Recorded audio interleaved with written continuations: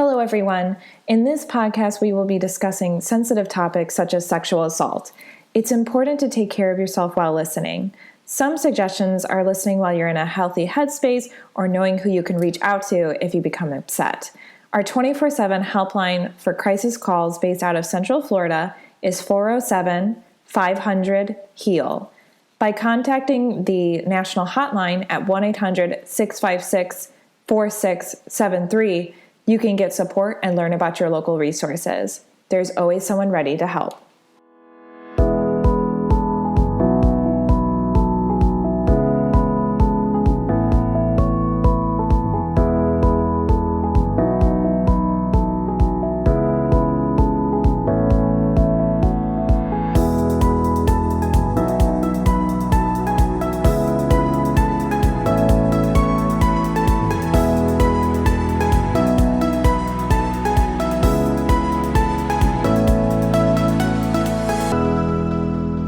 Welcome to the Victim Service Center podcast.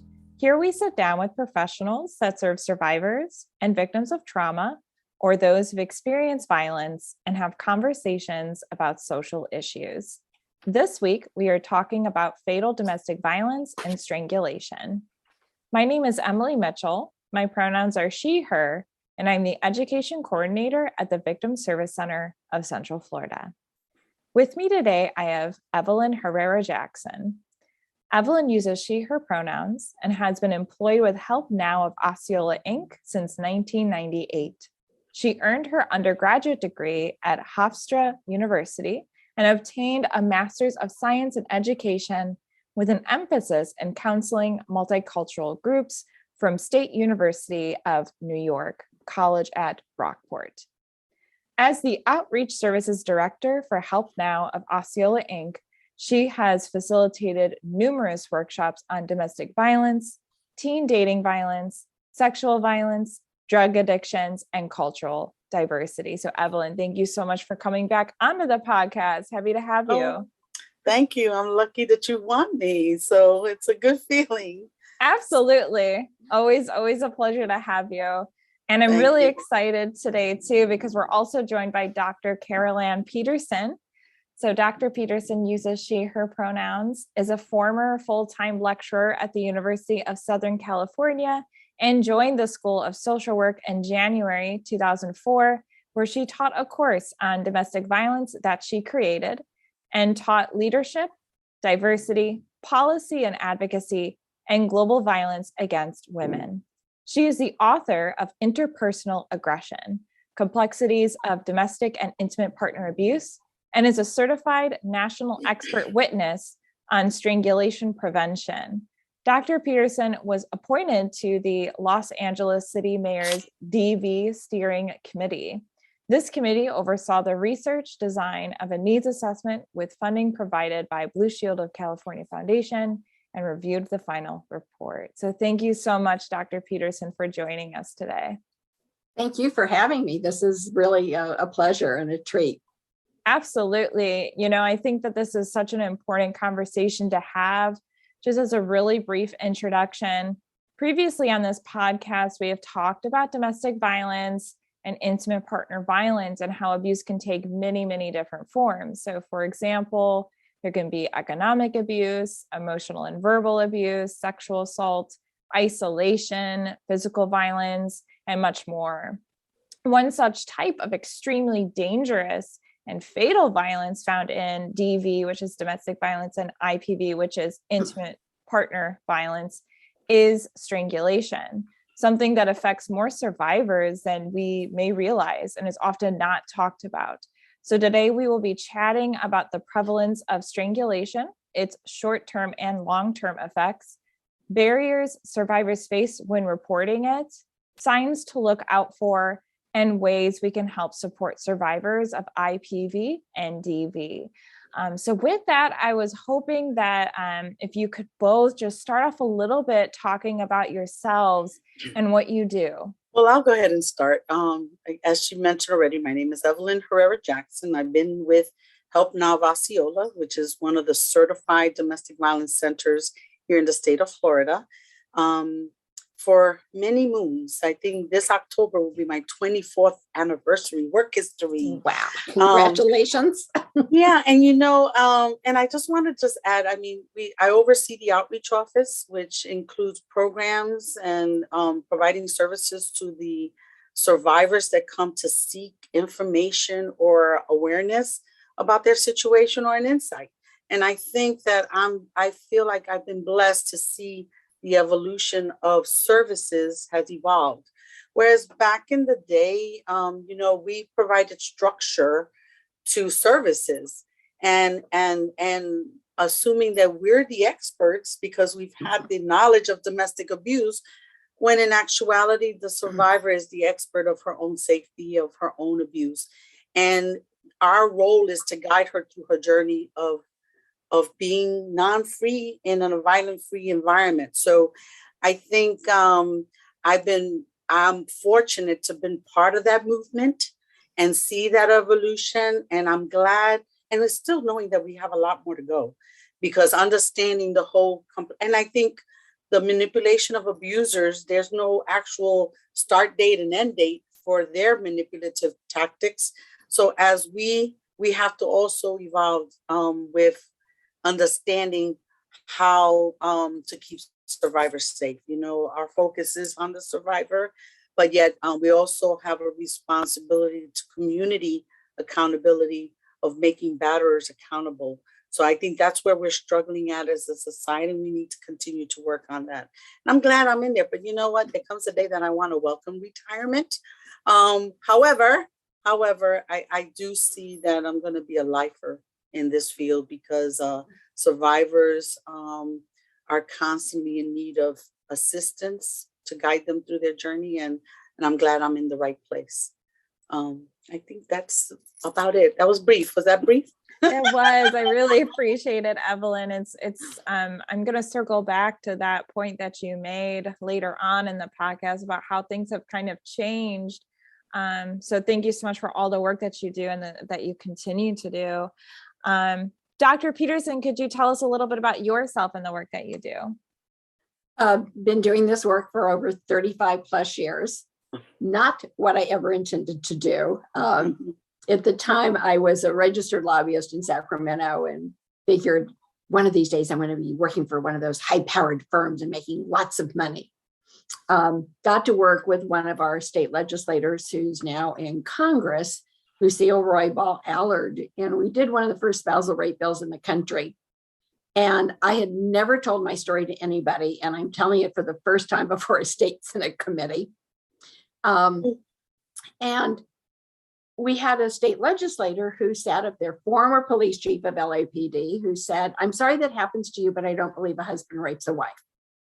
And I was stunned. I thought he did not say that to us. And there was one of our state executive directors on the state commission on the status of women who also testified, and that was her take as well. And so I walked out so angry. And I called the Los Angeles County Domestic Violence Council and said, "What do you do?" And so they gave me this whole string of things that they did. Wanted to know what I did. The minute I said I was the lobbyist, they said, "We created a legislative committee. Want a chair?" And I thought, wait, I called for something else. And then realized that because of what I was doing, I was in a position to give a voice to women who did not. And so this really became kind of a lifelong mission. And like Evelyn, I keep thinking one of these days I'm going to retire. But, it's also one of those jobs where you'd like to be unemployed someday, and it's never going to happen. I know. And so this is us as survivors and giving back for those who can't speak for themselves, therefore have to, unfortunately make that sacrifice that this is what we're doing for the rest of our lives.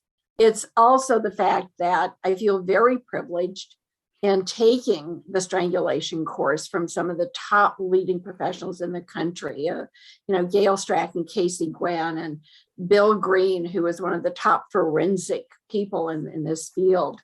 But I also feel very fortunate that I'm only one of about 60 who's an academic who's taken this course.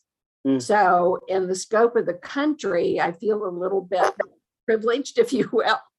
And I'm also somebody who was a trainer for the Federal Law Enforcement Training Center on Domestic Violence and working with rural domestic violence advocates and law enforcement. So it's been a journey that I would never have traded for $1 million or 1,000,000 years even, but it was not the path I was headed on. Yeah, I really appreciate you both so much for sharing your kind of journey here with us. And you can clearly see the passion and the need that you mentioned, right? I totally understand and relate with, I wish my job wasn't needed, but I'm really glad that I'm able to give back in this way. I think before we kind of dive into the topic, it might be just helpful to define some terms that we'll be using throughout this episode. So I was hoping if you could define exactly what is domestic violence and also what is intimate partner violence, because we're using kind of these two terms a lot. I was just going to say, one of the things I found, we use intimate partner violence and domestic violence kind of interchangeably, but predominantly IPV came into existence because the LGBTQ community sees domestic violence as a heterosexual term. And I understand that because it was started predominantly by white heterosexual women. And so when we began to recognize other communities, the LGBTQ community came up with intimate partner violence. And it's also a good catch-all for teens because in domestic violence, you don't think of teens. And so this gives us the ability to include other populations. And I want to piggyback on that, and that's definitely a direction to look at it. When I started in this field, you have your legal definition and you have your social definition of what domestic or intimate partner violence looks like. So clearly in the legal definition, you talk about those tactics that abusers use in order to gain power and control. In the legal definition, the caveat is that there has to be a recent injury or an injury resulting from those tactics, that in order for a survivor to actually file for that crime report or police report. Unfortunately for us, we look at it from a different perspective. We don't look at just, because sometimes we know domestic abuse doesn't have to have injury. You have those isolation forms of intimidation that do not have physical injury as a result of. And in plain language, power and control, it's about one individual in a relationship trying to exert power and control over another individual in that relationship. And how that trying to gain power and control could be kidnapping, sexual violence, intimidation, threats, utilizing the children, exerting their male privilege, because the majority of survivors are females.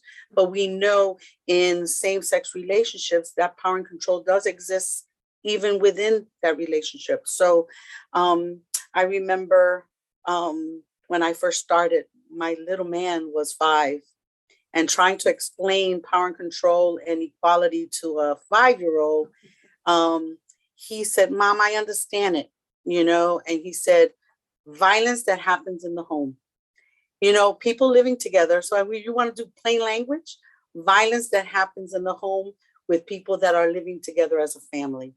So, and we'll probably have an opportunity to go into details about those tactics, as we've done in prior podcasts, but it's awful. And really, we can put the definition to what's happening, but really every experience of every survivor is different, and how that power and control is exhibited or manipulated or, in the home, it only comes from that survivor. And we have to meet her where she's at and listen to what are the violence that they're receiving. I know we've talked about it before, but it's one of those things that there's books been written about it. And we can continue on and on. But at the end of the day, I go back to what my little man said, who's now 28, by the way, said that it's violence that happens in the home when one person tries to control. But I also think we need to make it really clear. Unfortunately, the definition varies from state to state. There is not one uniform definition. In California, I don't have to have a recent injury to go file for a restraining order. And so, that difficult for victims if I move from state to state is what are the laws in one state versus another. And some of us are getting away from the term domestic violence using domestic abuse because of the issues of economics, of intimidation. Absolutely. And in fact, the new term coming out in many states are now starting to enact this. Unfortunately, again, state by state, we're doing this. Coercive control. Absolutely. It's all of those things of intimidation, of threats of homicide, suicide, threats to the kids, the economics, even denying the ability for religion. Many abusers will not let her go to church. That, as Evelyn said, male privilege. So all of that isn't violent per se. It may create a psychological damage, which we have to address when we work with victims, but it's not the physical violence people think about. And so we're starting to use terms like domestic abuse. It's one of the things when we get things like coercive control that every state start to enact their own statute, and therefore the definition of that is going to be different from state to state. I think it's one of the things we all loved about the Violence Against Women Act. It gave us some cohesion nationally to be on the same page. And if we could have done coercive control the same way, I think we would have. Us as constituents, what we need in our districts from our elected officials, and the Violence Against Women Act is so necessary to be able to continue funding for shelters and provide all those services. Absolutely. I'm so glad that you brought up those other terms and kind of explained why they might be better to kind of describe what's going on, which is that power and control. I do know that I want to highlight again what you said, Evelyn, where it's very individual for the survivor. There are a lot of different power and control wheels online. Some of them are like LGBTQ plus focused, some of them are ableist focused, and it's all kind of about how one person exerting their power over another. Some examples could be like threatening to out someone. So maybe it's like male on male abuse, for example, and the male survivor, is being threatened by the other male perpetrator, I should say, saying like, oh, well, if you say anything, I'll tell someone or whatever. Maybe people don't even know they're in this relationship. So it can look a lot of different ways. So I'm really glad that you all kind of highlighted that. We could probably do a whole podcast on just that. But I wanted to specifically talk about one of the acts of abuse that we're going to be diving into today, which is strangulation.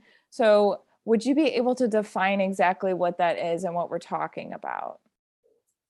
Well, strangulation for the most part is not to be confused with choking, although your victims are going to use the term choking. That's okay. Let them do that.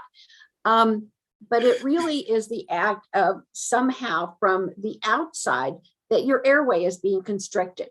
And so you get lack of oxygen. With enough pressure, you can become unconscious in as little as 10 seconds. And, that goes then to a whole other aspect of traumatic brain injury, depending on how often this happens. But it also literally means I'm cutting off oxygen to your brain. And so if I'm exerting enough pressure around your throat, which is in the carotid area, your carotid artery is the one that creates the flow. So getting a little bit technical, I know, for the audience, but it's important to know that one of the things we look out for is when was the last time she was strangled?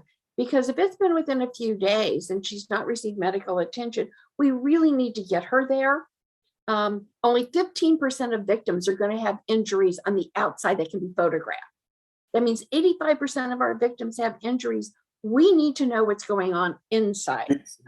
Part of it is that They can die within just a matter of days and weeks because they're slowly being suffocated.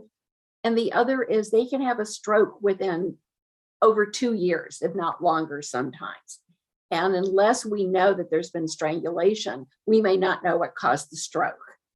Doctors may not be aware. And so you have this whole accumulated effect of lack of oxygen, which can create traumatic brain injury, which can create death, which can create a stroke. And so the technical terms are asphyxiation is what it's actually called. But I know for a lot of audience, when I'm talking to general population, I want them to know it's really a form of cutting off air supply to your brain that can create unconsciousness and or death. I appreciate you giving that definition, and we're going to talk a little bit more about those effects, but just to already highlight how, already when we were kind of planning this podcast, there was so much that I was learning about this. And I think that domestic violence and intimate partner violence are both, not talked about enough. However, it seems as though strangulation is talked about even less, right? So what are some reasons why you think we as a society, we don't talk about this very serious aspect of intimate partner abuse? Well, it's only been the last 10 to 12 years that we've actually taught advocates to ask the question. Mm-hmm. All of us were really kind of guilty for the longest time of not asking the question because we really didn't think about it. And now it's asking the question. Victims are going to be very embarrassed because somehow, as victims do, they think it's their fault. And so I don't want to tell you that, my partner strangled me. I don't want to tell you that I lost consciousness. And what doesn't get talked about that we have to ask, especially if you're needing to work with law enforcement and gather evidence, is that she lost control of all of her bodily functions. She's going to pee her pants. She's going to, poop in her pants. That's embarrassing to people. Even normally these days, I find as I get older, it's like, okay, it's a long drive from there to here. I better make sure I made a rest stop before I make the long drive. But if it's happening under these circumstances of strangulation, victims aren't going to tell you that. Real quick side story. It was really exciting. And this is going to sound strange, but in the strangulation course, we worked in teams and we actually got to do a mock crime scene. We got to look for evidence. We got to look and see what was there. And one of the things is that her clothes were found in a trash bag because victims want to get rid of the evidence because it's embarrassing. So if it's embarrassing in general, I'm not going to talk about it. I'm not going to tell you. We have to ask the questions. And I totally, even with sexual assault, what is the first thing that a survivor does? They want to get rid of that embarrassment of taking away the clothes when that's where the evidence is. You know what I mean? And I'm sure that's what you've learned. And I'm sorry I haven't taken the strangulation class, but I've had the privilege of listening to a training that was not the from the institute, but definitely a training. And it does open your eyes in terms of the things that are obvious, but they're not so obvious. Remember, our society has been trained to not talk about these things in public. You know what I mean? So trying to change that, make that paradigm shift of making it comfortable, it falls on us. And from a domestic violence advocate, I appreciate the training because you know what? You're right. We want to get to where at one point in the beginning, and again, I have that, and similar to Dr. Peterson, we have those years that it was a different focus 20 years ago. It's about putting them in a safe place. But then what do you do after that? You know what I mean? It's not, and I remember back when the shelter was 28 days stay. That's it. You get out of your unhealthy situation and you're placed in a safe place, then we've done our job. You're in a safe place for 28 days. Then we're going to send you to the world and figure you're okay. Granted, we've learned a lot from our early mistakes, because again, we're introducing a concept that this is not right. It is not right for someone to put your hands on, try to control someone that you claim to love. But then now it takes more than just 28 days to unwind 15 years or even 2 months of unhealthy. You know what I mean? So what we've learned is that definitely look at what skills that survivor already has. And if you're coming from this is a traumatic experience, you're coming from a trauma-informed approach, well, now you're looking at, let me see where she's at. Let me see what strength she has. Let me build that up. Let me help her, guide her, so that when she's ready to go out into the community, she's much stronger than the way she came in. And that's a hard thing to do, especially if the survivor is very embarrassed or tight-lipped or expressive about all the things that she's been through. You know, where today, aside from being International Women's Day, how appropriate, it's also Point in Time Day, where we take a snapshot of services that we provide. And it's interesting how, how do you put that in a bundle? There's no package that says, okay, here it goes. This is what you need to do to provide to every survivor. As I mentioned earlier, unique approach, understanding and assessment is very important. And I think our role is validating, because that's another thing. I've told many people and nobody believes me. As Dr. Peterson says, I don't have bruises. The law enforcement, we just had a survivor not even 2 weeks ago. I told them that he choked me. Meaning them, the law enforcement officer. And because I didn't have bruises, he didn't believe me. So I didn't say anymore. I didn't say anything. So automatically from the frontline responders, that survivor shut down.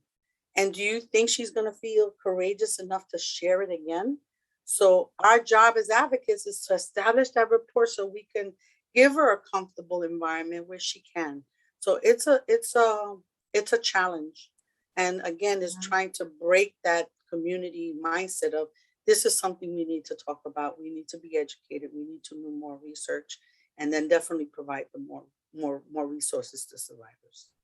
Well, and I think though too, Evelyn, something you brought up is that technically we get referred to as experts, but most of us don't feel like experts because everything is evolving. We're kind of the new kids on the block of a lot of movements and issues. We've only kind of been around 50 years, which to people sounds like a lot, but on the scale of other movements and issues, we're not. And so it's constantly evolving. I mean, literally, we're now talking about strangulation that we didn't talk about 10, 12 years ago. And now we're incorporating traumatic brain injury, which got used initially for military, then it was athletes, and we're kind of at the back end of, oh my gosh, this happens to women who are victims of violence. And so we constantly are having something new that we're learning. And, we also now talk about, just kind of a side note that we've never talked about before, parental alienation and the difference between parental alienation and parental alienation syndrome. But it really is why I find what we do exciting, because there's always something more to learn that we can do for our clients. And strangulation, though, because it puts somebody's life on the line, becomes very imperative. Absolutely. And highlighting all of those different, reasons why you're not talking about it too, like the shame around it or not being believed, and just the barriers that survivors face in terms of disclosing it. I think another thing too is it's just really scary to talk about.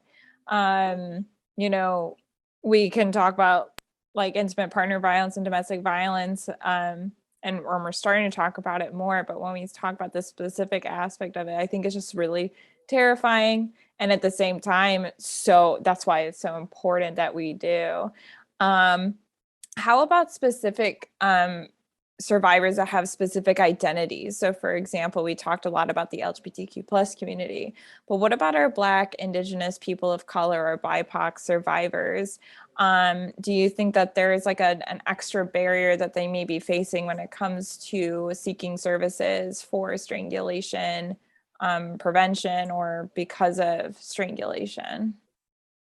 Well, I think there's a couple of things for the Black community. Black women are strong. this doesn't happen to them. And it's like, excuse me. And one of the things I've been following, being part Native American, is how many Native American women and Indigenous women are missing and murdered, and it doesn't get investigated. It doesn't get looked at. And interestingly enough, a lot of those victims who were murdered were sexually assaulted before they were murdered, and some of them were murdered by strangulation. I mean, if you think about it, if I'm using any sort of cord or any instrument to strangle you, I'm not leaving fingerprints for law enforcement to find. And so we really have to look at multiple communities. And even for the LGBTQ community, I speculate that a lot of our agencies are not asking about strangulation for LGBTQ, because there's the myth for that community that it's S&M, that they're playing a game. And if we're not going to ask the question and make it comfortable for them to answer that question honestly, we're going to overlook a lot in that population. I believe the same thing. You know, it's those stereotypes about specific women of color or individuals of color that unfortunately those biases, law enforcement, judges, et cetera, when they're looking at the scenario, they make those biases ahead of time. Again, ironically, the theme this year for Women's International Day is break the bias. And that's unfortunately, we have to re-educate our community that just because it's one of those things that a woman of color being assertive is always tagged as aggressive. And no, who's going to abuse her? No, she's already strong. So imagine that assertive woman sharing, he pinned me down. Similar analogy to the height, you know, oh, she's definitely a lot shorter than you. How can she hurt you? In the same scenario. So, I mean, again, it's about validation and accepting what the survivor says her experience are as valid. We just got to break those biases. Absolutely. And I think too, it's really being on the lookout even for those in our own community, our own advocates. I mean, it's not uncommon. I hear from the LGBTQ community that they can't get services because they've been told they'll make other clients uncomfortable. And my bottom line is train your staff. Train your staff. Your clients are not going to be uncomfortable if you train your staff. I don't want to ask the question about strangulation because I don't want to embarrass them. It's not my job to worry that I embarrass you. It's my job to get you safety, to get you medical attention if you need it. It's my job to ask the question. There's a case I'm working on with a public defender. And one of the things was interviewing her, the victim, and going through her entire past history and asking all those questions about past relationships and strangulation and threats. I know that there's a friend of mine who worked a hotline. The woman called and she asked for help, and she ascertained name, address in case they hung up. And where was he? Well, she was in a locked bathroom. He was on the other side of the door with a gun. She thought she was safe. So we have to remember that for victims, it's a matter of perspective. And she thought a locked door was keeping her safe when we know that she's not. And so there's so many layers and nuances that the general public doesn't get, that we as advocates have to ask. And if I'm embarrassing somebody, I apologize for it, but I need to ask. I need those answers, that information to either, get you the right person, because sometimes maybe you're not in the right shelter. Maybe you need a different shelter.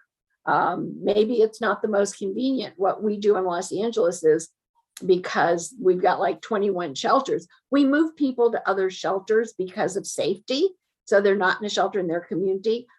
But I can tell you, 2 counties away from here, there's one shelter. There's not moving her around to someplace else out of the community. Everybody knows where the shelter's at. So it's a question of keeping staff and victims safe in that particular shelter. And so if I'm not asking the questions of staff and training staff, if I'm not asking the questions of victims, we're not going to get the right services. We're not going to get the right information. Even if they skirt the issue, even if you ask about strangulation, you go, oh, no. Come back to it later. Don't let that slide by, because my speculation is all of us as survivors have probably had at least one encounter, even if we don't realize it or think about it. And, I agree with you, Dr. Peterson. Training is really important.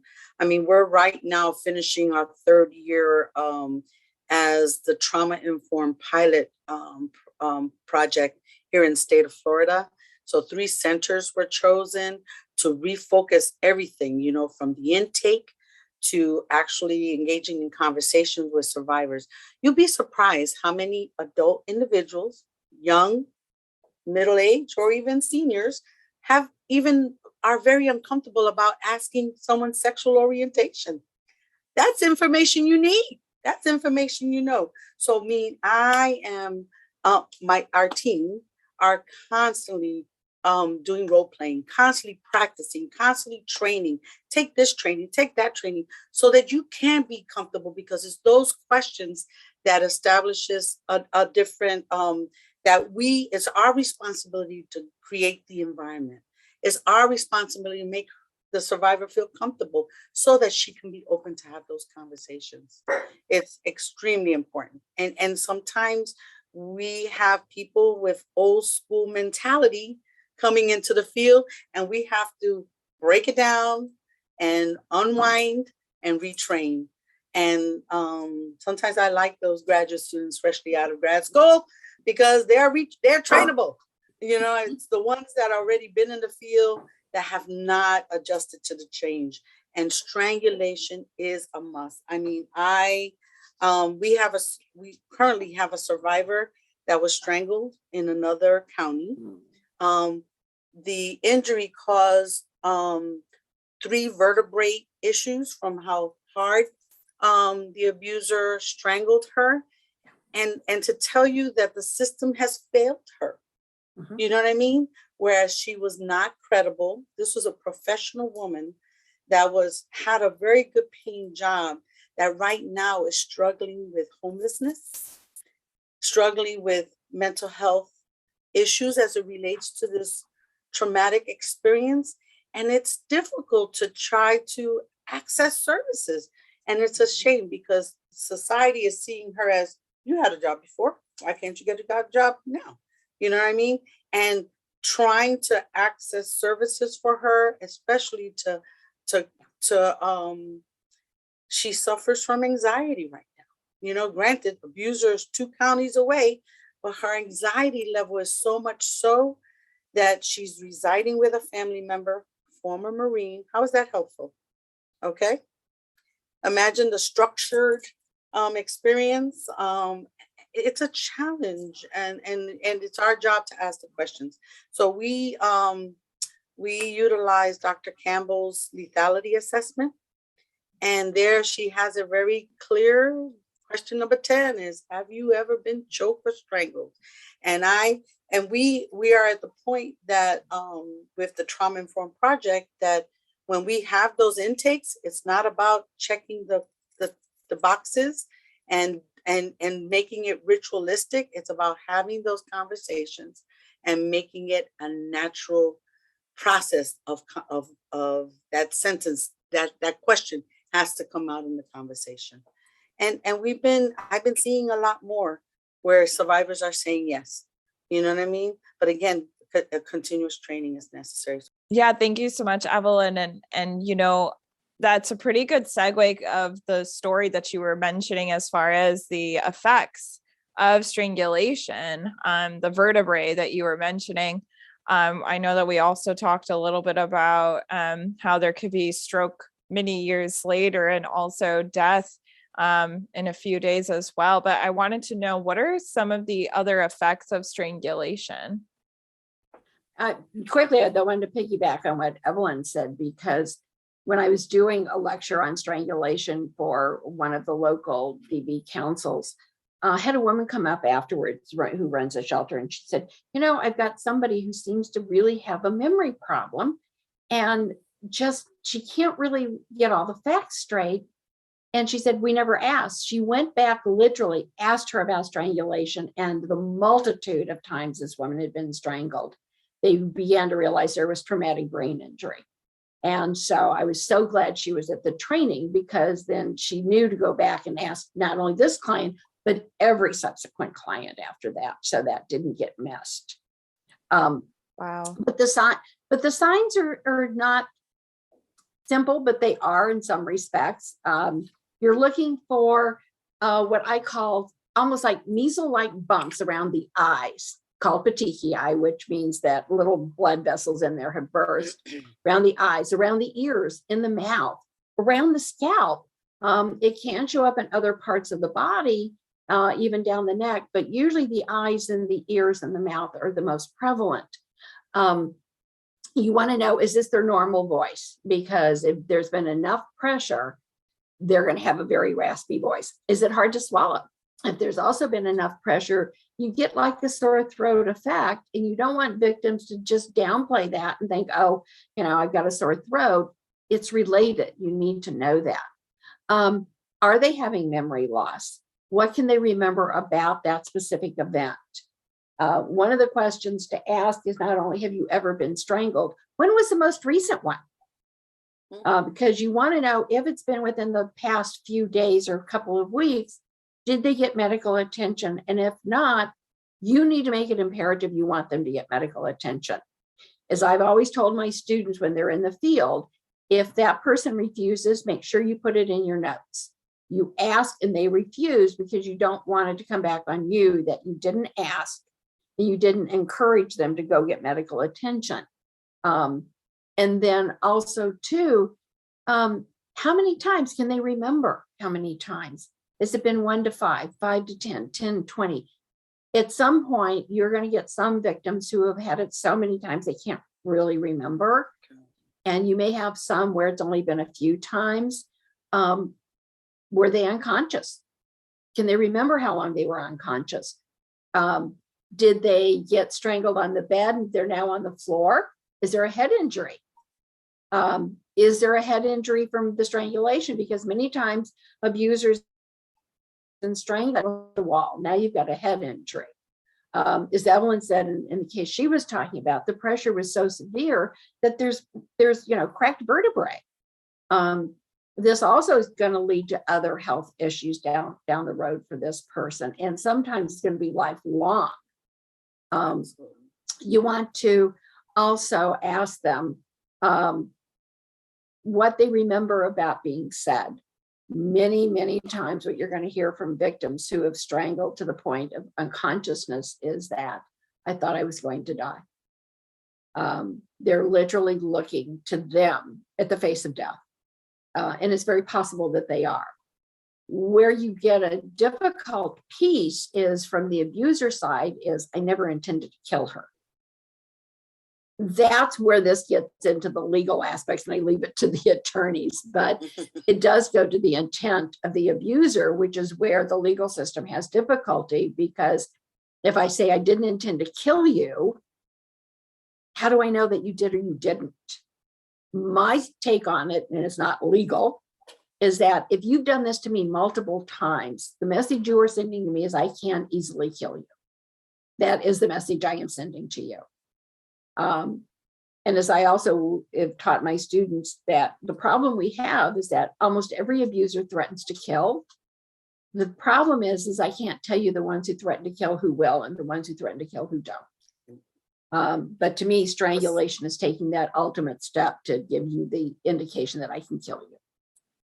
Absolutely. I think that that's just kind of highlighting how you should take every threat seriously, right? And then also, I think the way that you said that, Dr. Peterson, it really just kind of solidifies how terrifying this can absolutely be for a survivor. When you say it that way, it's kind of highlighting what power and control really can look like, right? Well, I was going to say, let me give you the audience one more sort of terrifying fact. One of the things we know is that one non-fatal strangulation means the likelihood of a domestic violence homicide in that home, it increases by 750%. It's incredible. It's just absolutely incredible. And very important that we talk about it. And I think that there, might be some shock as to knowing how often it actually does happen. So how common is it really? Do you have any statistics to share that we know, because it's underreported, sadly, but is there anything that we can share at all? I wanted to plug in, I did research. There's not much out there. I mean, articles here and there, even though one article I read, we've been researching this for 20 years, but what is the outcome? We really don't have nothing to work with. But I did. And one thing Dr. Peterson mentioned in terms of how quick this process is. Okay. I saw that, I think it was the Strangulation Institute had a continuum. And I think Dr. Peterson did talk about what happens, the onset, 0 seconds. At 6 seconds, you already have damage. You know what I mean? Think about that. Even holding at 6 seconds, and it can be up to, I think I said, at 30 seconds, that's when you can actually even lose consciousness.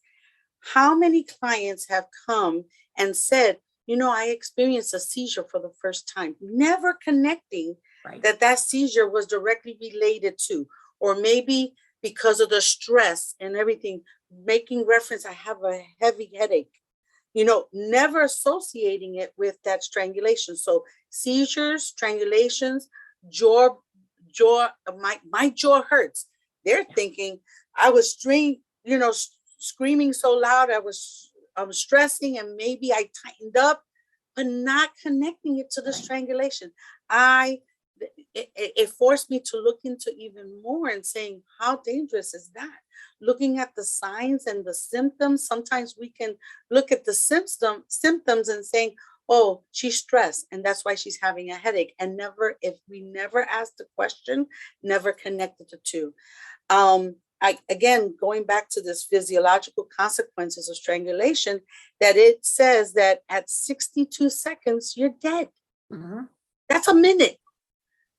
Like, think about it. Right now, we've been on this podcast for a minute, more than a minute, but it takes 1 minute of just applying that enough pressure on the arteries that you create something. Something is going to happen. Even if it was at 10 seconds, something's happened. So it's just mind-boggling that there's not more research out there other than what the Institute and maybe another organization put there. Yeah, I'm sorry. No, that was great information. But what I find disturbing is that we're not keeping really good records of how many victims are strangled. I don't know if this is on law enforcement. I don't know if it's on us as advocates or actually across the board, all of us, even, medical personnel, because we don't have a really good handle on how often is this happening. And I think part of the issue, of course, is every time we need to keep new statistics, we need additional funding to do that. And of course, we all know funding for domestic violence is always at the bottom because, victims can just leave. A phrase that always makes me pull my hair out. I know. But it really is a question. We're not gathering the information the way we should be gathering the information. One of the things I love is the National Network in Domestic Violence does 1 day a year. How many people have you served? How many people did you have to turn away? We need to start doing the same thing for strangulation. And Dr. Peterson, the database that we're using now in the state of Florida is collecting that data. But it stays, but every center keeps their own database. And if someone has to ask for the information, Victims of Crimes Act, the VOCA funding doesn't ask. It says, did you serve and how many people did you serve and but it doesn't ask. But we are collecting the data. And I know because I read every file You know what I mean? And in the lethality assessment, it does ask, and we have to notate for strangulation one part. But you know what? It's about what to do with that data. So now you're giving me some more work to do. Thank you very much, Dr. Peterson. Yeah, I there's love it when people no give me more work. retirement happening, Evelyn, I don't think. But Well, you and know I what? just- That's interesting. And I just need gave to look at VSC work. I'm going to be at the Ending Violence Against Women International Conference in mid-April. I'm coming in the day Gail Strack and Casey Gwen and two others are finishing a mini workshop on strangulation. And I know Gail very well, so I'm going to have to corner. I told her, I said, we need to quickly catch up. And she goes, well, yes, because I'm flying out the next morning, of course. I'm just going to have to ask her, who's gathering the information and where can we get it? And, kind of, take that next step. And so it's now on my agenda to make sure that's one of the questions I'll ask Gail when I see her. Well, you know what? Plug in the fact that the state of Florida certified DV centers are collecting it in their current database. Our current database, we've had it since 2016. So Awesome. At least we can have a nice 5+ years that we can look at how many people have been strangled. And then of course, there's that nuisance variable, assuming that every staff member had asked, you know what I mean? So we've only been 3 years that we definitely are training on the asking piece. But again, our job is never done. So we're just going to continue, but at least it's a point of reference so that we can start looking at that. Yes. Yeah. At least start raising awareness, because I think there Absolutely. is, we were talking a little bit about some myths early on too. There's probably this myth that, this doesn't happen very often. Unfortunately, we can't figure that out. But as you were talking, Evelyn, and sharing, survivors disclosing this and then not making the connection, and maybe advocates aren't asking or what have you, or first responders aren't believing. So it's so difficult to really pinpoint that. But some other myths that I wanted to kind of, debunk a little bit. So early on, we talked about only 15% of victims have injuries that can be photographed. So that's a huge one. But are there any other kind of myths that you wanted to debunk? One of my favorite is that there's no intimate partner violence in the lesbian community. Women just don't do this to each other. And it's like, where did that ever come from? I mean, it's like women can't be violent. And it's like, excuse me, what planet does somebody live on that wouldn't happen? And even within the community itself, there's always that whole thing about, oh, well, it doesn't happen to us. And it is one of the issues they don't like to talk about because, the road being LGBTQ is tough enough for society. Then you add something else, such as intimate partner violence. And it's like, oh, great. And what they get told from the outside world, well, of course, what do you expect? It's your lifestyle, which is the other one that makes me go crazy, is when they say it's a lifestyle. I go, excuse me. It's sad, but domestic violence happens in the LGBTQ, if not the same level, more. Unfortunately, is not as reported because of fear of being outed or fear of being ostracized from their own community too. How dare you rat out on one of our own? That doesn't happen. And we know abusers act one way in public and another way in private. And unfortunately, in small special populations, they stay small. They get hung up on whatever happens in our community should stay in our community. And if you do out or you do report something against your own, then the rest of the community will ostracize. The same thing happens in the deaf and hard of hearing community. So it's a sad reality. And those are things that we need to work on. We also overlook people with disabilities.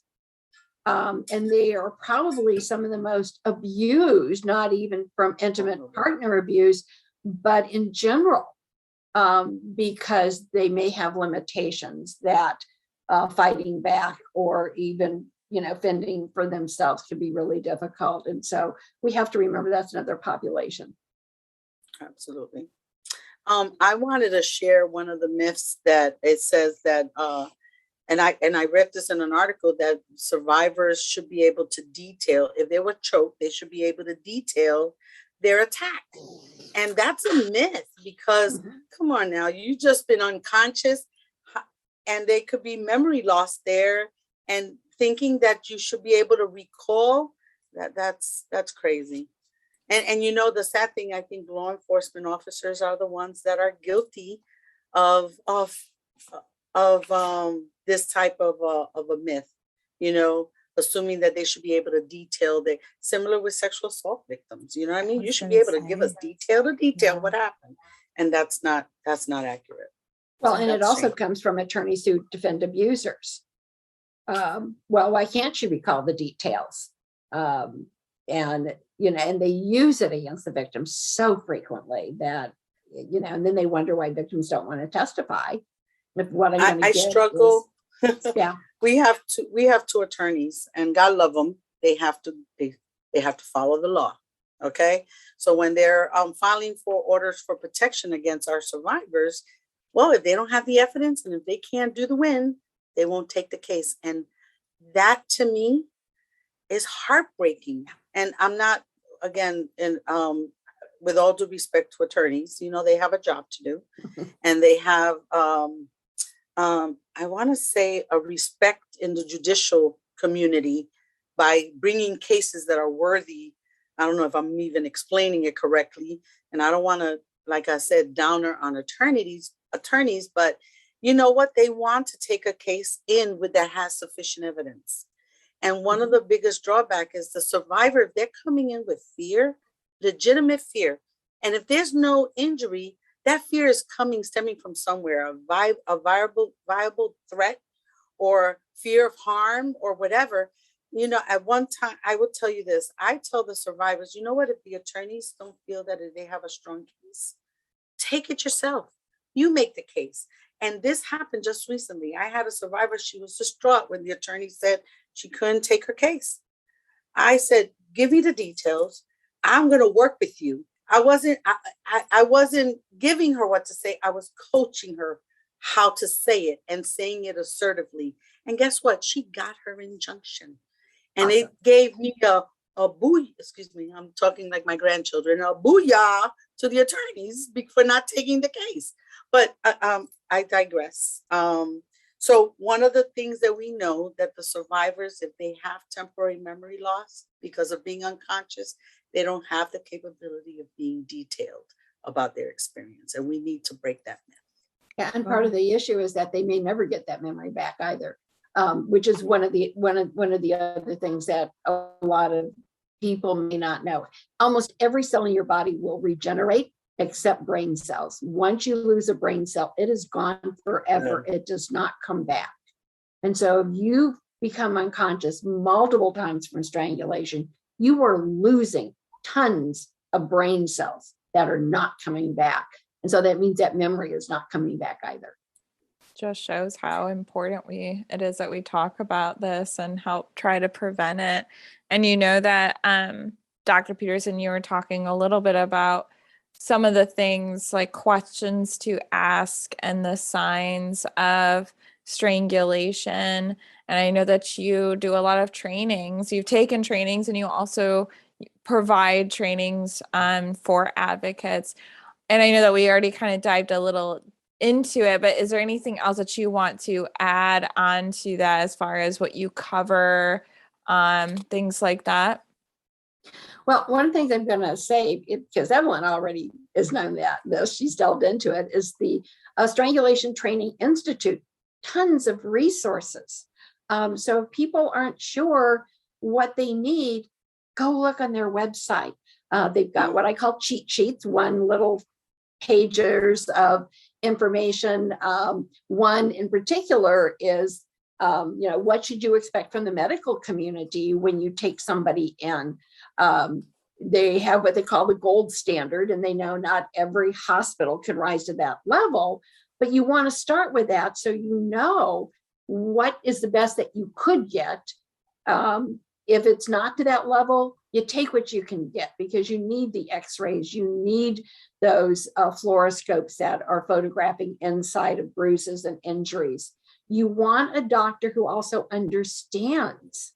Many doctors who may do all of the photographs may not totally understand everything if they're not experts in the field. But you also want victims to understand this is evidence. This makes their case. As Evelyn said, attorneys, especially, no offense to our district attorney friends, we need them, but it is a win-loss for them. And, which drives me crazy. My life shouldn't depend on whether or not you can win my case. I expect you to go in there and try and win every case. We're fortunate in California, most of our district attorneys try and make cases without a victim. They go out of their way not to have her testify, not to have to put her on the stand and collect enough evidence. But that's not true across the country. And so if I have to have a victim go in and testify, I want her to be comfortable. I want her to be prepared.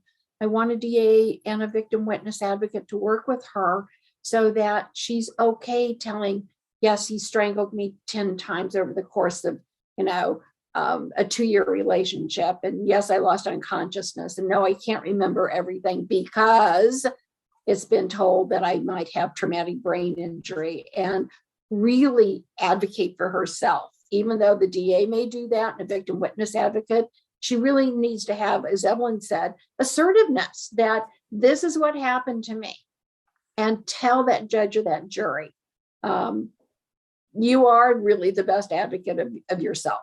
And we need victims to really be that strong, and they are stronger than they give themselves credit for. We need to encourage them to be that strong. Absolutely. And that kind of leads me to a follow-up question with that, which is, as many people listening, they might be supporters who of loved ones who may be experiencing DV or IPV, and maybe also are kind of listening in and they're thinking maybe there is some strangulation going on.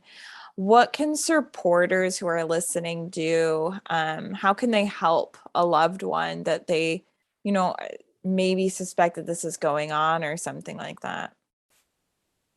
I'm going to do it from the outside and then let Evelyn do kind of the inside when you're working directly with victims. But it's, for supporters, you may be the only support they have. It's why when families turn their back on victims, I just kind of, get very angry and sad and frustrated. It's why I tell my students, if you're going to work in this field, be prepared for the long haul. It's not easy. And victims are going to go back and come out, go back and come out. I call it testing the waters. How far can she go before she's found, and what are the consequences? But for family and friends, believe them. As Evelyn said, validate, believe them. Ask the questions. It might be uncomfortable for you as family and friends. Ask the questions. We've seen injuries that you've said, well, you fell or you did this. Is that really true? If there's something going on, we're here to help. I came in one day when I was a consultant for LA County, and I came in huge bruise on my shoulder, and I really had hit something in the house. And I am somebody, I'm always running into stuff. And one of our interns, he said, I don't want to pry, but are you okay? I said, yeah, why? He said, I'm noticing a bruise. And I said, thank you for asking. You trained them well. Yeah. And I said, no, really, truly, it is an injury that I hit something in the house. And I said, keep in mind, there's one thing, I live alone. So the only injury would be from the dog. So, and he goes, oh, I forgot you lived alone. And he said, but you date. And I said, you're right, I do. But it wasn't from a date. But I said, I'm glad you felt comfortable enough in asking me. I said, that's what I want you to do with clients. Feel comfortable enough to approach the topic. Family and friends, do the same thing. Feel a little embarrassed if it's really not true, as opposed to letting somebody go through and not think that they have support. And for family and friends, it might be uncomfortable to ask about strangulation. Ask the question. Tell them that you know that there's help. You'll help them find it. Be that listening person and don't judge. When they say, yes, it's true, don't follow up with, well, then why aren't you leaving? It's not helpful. They're going to shut down. Be supportive and do your own research. Find the resources such as Evelyn's organization. Find who's out there that's nearest to you. Call and ask them for information and help. There is so much family and friends can do. Sometimes they're just embarrassed to do it. Coworkers, almost every area throughout the country has a little booklet. For Los Angeles County, it's called Shouldn't Hurt to Go Home. You can go online, download it. And I say, if it's a coworker, put it on their desk with a little note that says, if you need help, I'm here. And I tell them, be prepared. They're going to throw it in the trash the first time. They're going to be a little angry with you, but they know somebody cares. And you planted a seed, and that's the best we can do is plant that seed. And everything that she's mentioned, that from the external perspective is much true, and from an internal perspective. And for us, creating that safe space where you can have that conversation, it's important. Make it so that the survivor can feel comfortable to be able to communicate freely, without being judged. Similar. Establish that rapport and trust with the survivor, family member or friend. Identify what the precipitating problems is. If it's a result from the strangulation or result from any other form of abuse that's happening. So help that person identify and cope with and express their feelings. As counselors, we do that all the time, every time. But when you're talking with friends and families, sometimes you know what to say and to whom.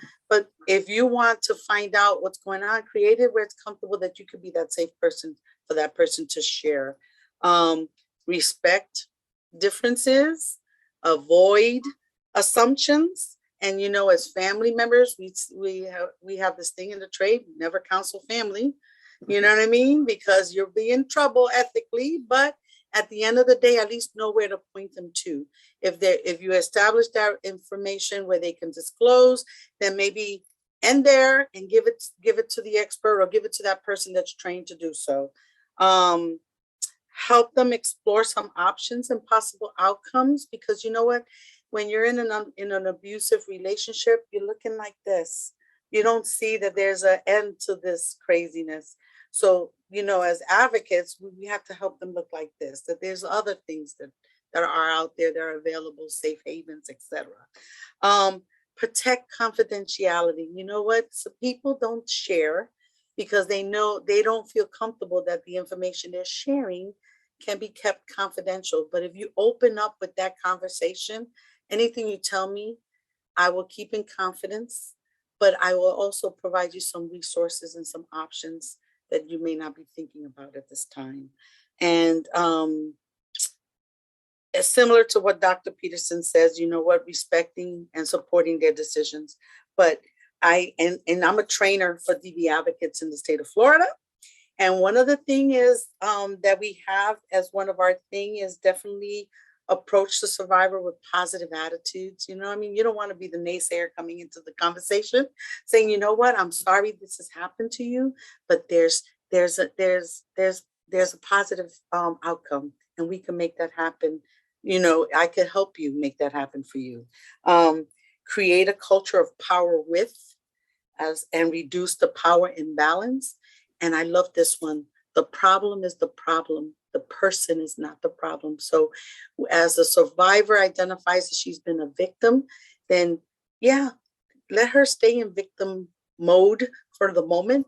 But then we need to change the language and say, you know what, you're alive, you're a survivor. We're going to make you a thriver. We're going to help you on your own journey of independence and definitely free from harm. And that's hard. I'm reading that, but doing is very difficult. but know that there's resources out there. So if someone does disclose that they've been in an uncomfortable situation or have been strangled, please refer them to where they can get that support and help. Absolutely. And there's one slogan that we have, and I know Evelyn knows this, but every advocate doesn't always remember it or say it. And I've always told my students when we talk about safety planning in particular, no rescues. These are not cute little puppies that you're taking and bringing home. They have to do the work. If victims aren't doing the work with our guidance, then they don't get on the other side of healing. So no rescues. So we need to let family and friends, you're not rescuing, you are helping.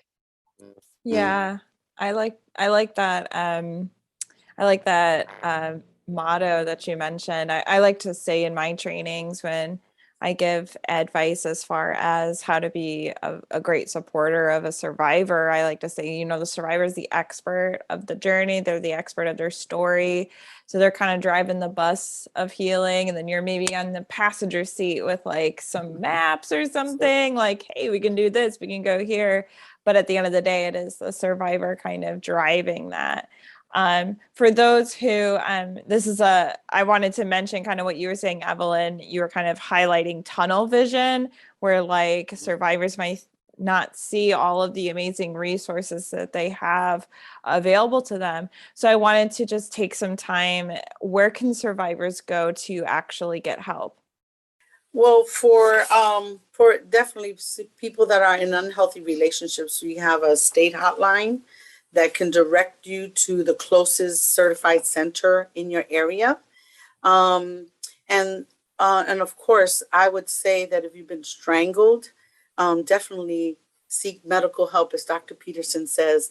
Although you don't feel anything at the moment, but if you have been strangled, or even worse, lost consciousness, definitely seek medical help immediately, and then seek the emotional support afterwards. And don't forget the National Domestic Violence Hotline if they don't know where to go.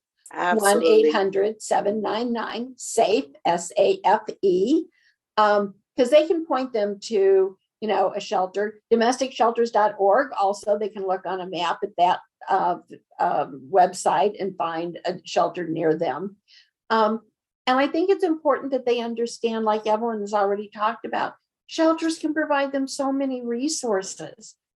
How to find housing, how to find an attorney if this isn't going through the DA's office, how to find the medical help if they need to do that, help for their kids. We didn't even get a chance to touch on kids, but kids, witnessing all of this also need help and services, and shelters help provide that. And it's so important for everybody to know that for any of us who work in the field, I don't want to say all of us, but the majority of us, because there's always one or two out there, we don't judge. Our job here is to provide you, as Emilie, as you were saying, be the navigators for their journey. Their journey. And you know what? At every point of their journey, they can require different experiences. So someone that's in need of safety, then definitely a shelter is appropriate. But those that may not necessarily need a safe place to go, but still need the services, the majority of the centers have outreach services, or there's programs such as Victim Service Center that provides an outpatient type of support and emotional support. And then there's that long-term stuff. And that stuff can mean a peer model emotional support group, or an educational class. I mean, here at Help Now, we provide domestic violence awareness class, 10 weeks, but it gives you from little to the making wise choices towards at the end. And it's an educational opportunity, but emotional support is so valuable. Our support groups, sometimes the advocate that's facilitating sits back and does nada. You know what I mean? Because the survivors, depending on where they are at their stage of healing, are always there to support, pick up, and join hands with the survivors that are experiencing the issues at the moment. I love, every now and then, in the Spanish group, they call me Titi Evelyn's on the call. You know what I mean? And I promise I'm not there. I'm usually there because, evaluation times are coming, so I have to see my coworkers in their element. But when they see me, because you know what, I like to know that they're doing well. And so they see me as that elder that's coming in and saying, hey, Titi Evelyn's on the call. I'm like, oh, wow, I'm not here spying on anything. I just want to offer more support. But the dynamics of survivors helping survivors, I can't even begin to explain how dynamic, how powerful that support arm is. And I don't think survivors know too that not just shelter programs, but other programs that help survivors, parenting classes, nutrition classes, how to do a checkbook. So many victims don't understand the economics and how to do a checkbook or a savings account. So there's a multitude of services as they transition on their way. And we just need to get the word out more. Yeah, I'm glad you mentioned checkbook. I mean, we do have economic justice advocates in the state of Florida, which is important because it's about getting the survivor financially independent and empowered. But the interesting thing is, try not to talk about checkbooks because millennials don't know how to write a check. I know. That's like yesteryear, and there's nothing worse than having a young person tell you, checks? What's that?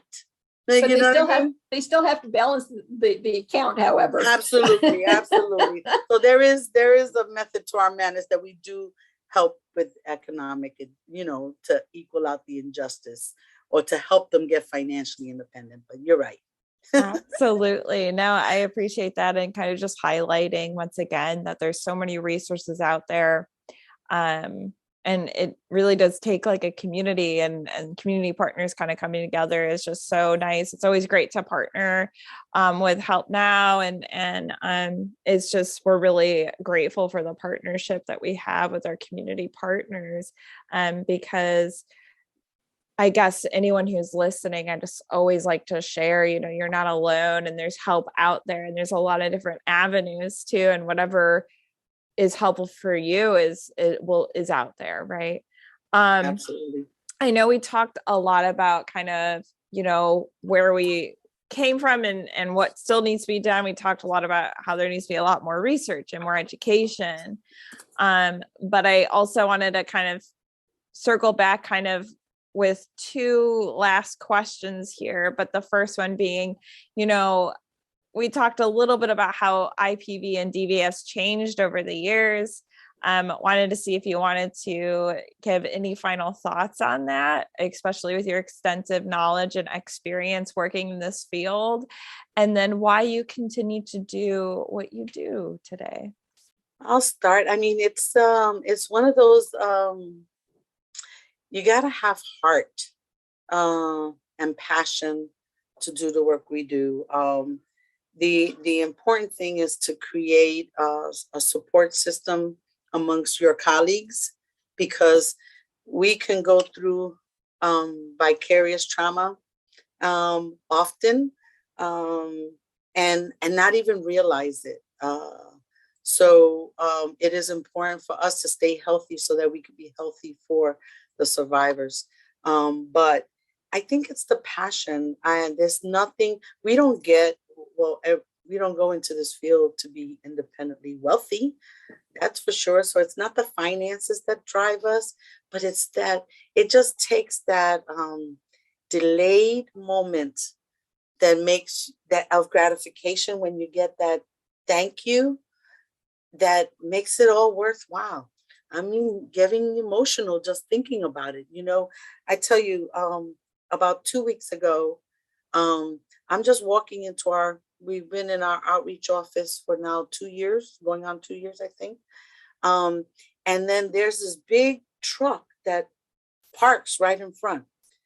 A survivor jumps out, or a former participant jumps out and saying, Miss Evelyn, oh my gosh, so this is where you're located at. Oh my gosh, I want you to know. And then she commences to tell us, since I last participated in your program, these are the things I've done. I left my job. I started my own business. I'm the approved vendor for the vending machines across the street at City Hall. And da da da da. And da da da da. I get to spend more time with my daughter. I get to, you know what? At that 15-minute recap of our success was worth the last 3 weeks of crazy at work. You know what I mean? Because, you can get caught up in the day-to-day. And then all of a sudden, it's like you feel like you have not done a progress. But at that moment, when you get that nice, it's not even thanks. It's just like when you get that proof of the work that you've invested to help coach this individual in her journey, the fact that she's still progressing and becoming, her voice, her confidence, my hairs are standing up. You know what I mean? It's one of those things that you feel it. And it's like that, you know how you get that boost of, whoop, she just gave me 20 years of my life back. Just, motivated. I'm ready to hand on the next 20 years, even though somewhere in between I'm retiring. Okay. But it gives you that energy. And I think that's the moment that I live for. That's what I like. I like when I get that. And I know that we're doing a good job for her. Amazing. Yeah, it's as Evelyn said, it's not just a passion, it's a mission for us. It's a calling. I used to wonder, kind of growing up as a kid in my teen years and my 20s of what's a calling? Because family and friends know this, I don't share it often, but as a teenager and into my early 20s, I wanted to be an actress. I was going to be another Helen Hayes and take Broadway by storm. And in doing my undergraduate work, I fell in love with politics. And so it kind of was headed in that direction. And then literally, as I said, from the story about Sacramento, it was like the light bulb went on. This is what I was meant to do. And I look at it in the sense of I'm not doing this. Who trains the graduate students that I've trained? I was doing a quick calculation because one of the things at the end of doing the strangulation training is you have to write on a piece of paper your commitment of what you're going to do about this issue. And you have to give it to one of the trainers. Now, I knew 3 of the trainers, so I had to give it to one of the trainers I didn't know. So I gave it to Dr. Bill Green, and it was train my faculty and my students about the issue. And I did a quick calculation the other day, and I've trained 7 faculty who teach the course. And between all 7 of us, we have trained over 2,000 graduate students to go out and do this. And I thought, whoa, the number of students that we've educated about this issue means that there's a victim out there who isn't going to get overlooked. And it's when, like Evelyn, the client, it's my students who come back and say, oh, I had this experience, I had that experience, or I have former students who call and say, I've got a particular issue, I need you. And I just go, wow, they're coming back to me. And so it literally is the fact that they're out there doing this work, and I got to have a hand in making them better educated about it. It feels so great to hear the passion. And we talked a lot about, vicarious trauma, and then there's also vicarious healing, how we can kind of heal with, hearing these success stories. So thanks so much for sharing them. And I think that that's a wonderful place to kind of sign off. But before I do, is there anything else you would like to bring up that we might not have mentioned? Well, I know we didn't mention you because you were a key part of facilitating this process. And thank you, because, without this format, we may not have an opportunity to get to certain people as this will do. So I appreciate your hard work, and definitely introducing me to Dr. Peterson. She doesn't know, but I know her now. You know what I mean? And that's a good thing. So I'm going to have to anytime. Okay. And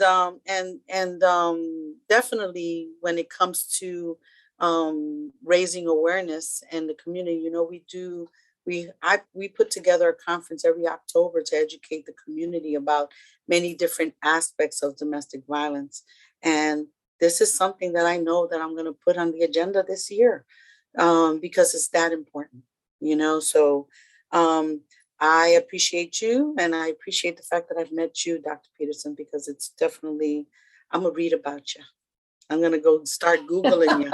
You know what I mean? See, everything that you do, reached out, because I too, supervise graduate students, but it is a pleasure to know that the our movement is constantly evolving, and that we're part of it. Social change is something else, you know what I mean? And it's a hard work, and we have a stubborn, strict buildings out there that we need to, I'm trying not to be violent, definitely shift in shape so that we can make it available to be open to change. I agree with Evelyn. Emilie, thank you for having us and the ability to kind of share our information and get it out to others and let them know that, Evelyn's available and the resources available and you're available and what you all do. That I think we sometimes get so isolated in our own little silos, we forget that we're all connected. And sometimes my students have difficulty understanding that issues such as missing and murdered Native American women and Black Lives Matter and domestic violence, and all of the issues are interconnected.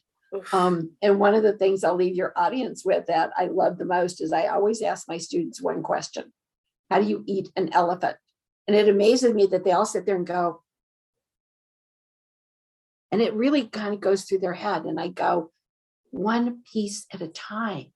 And that while you work on substance abuse, I work on domestic abuse, somebody works on mental health, it's collectively all of us to eat that elephant. So if they feel overwhelmed and isolated, look out. There's all of us out here. We have to come together and make it work.